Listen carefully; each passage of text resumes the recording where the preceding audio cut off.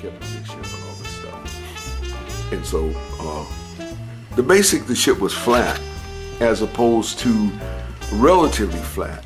It was, they use the term horseshoe, relatively flat. It wasn't exactly flat, but relatively flat. Wherein the European ships were more curved, had more curve in it. So the European ships had a tendency to yaw. And when we say yaw, they rocked. Normally when you're going this way and the wind hits the side of, hits the windward side of the ship, it yaws over, or it twists, or it bends over like this. You know, because the wind is hitting the sails and it bends over like this. Get me a sail out, whatever, you know. And so the sail is on you and it yaws over like this. And it, you know, so the Chinese ships were wider, flat base, flat bottom. And this did several things.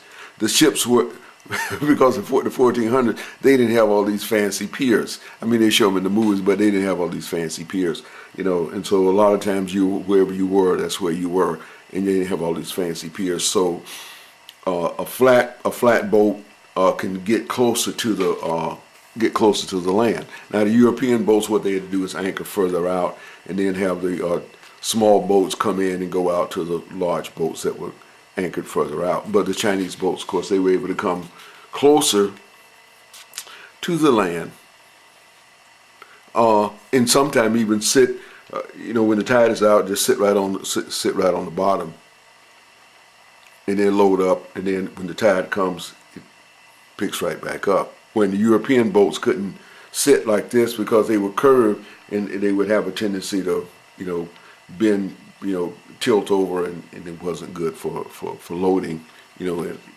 and when the boat is tilted, you know, so they had to work out a little bit. We'll show it a little bit. It's kind of a little curvy, you know,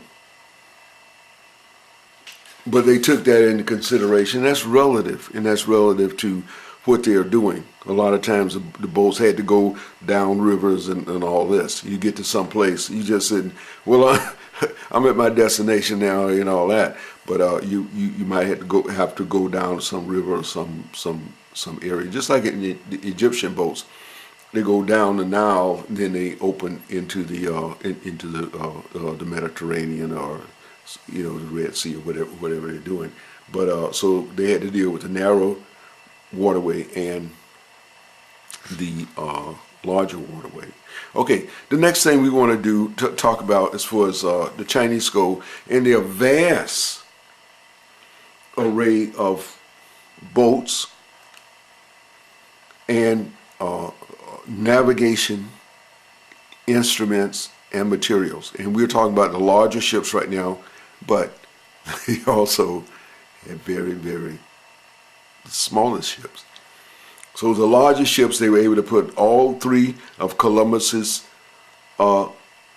discovered ships, that's the Pinta, the Nina, and the Santa Maria, the Nina and the Santa Maria. And for what I understand, they put all the Magellan's ships, his discovered ship, on one junk deck.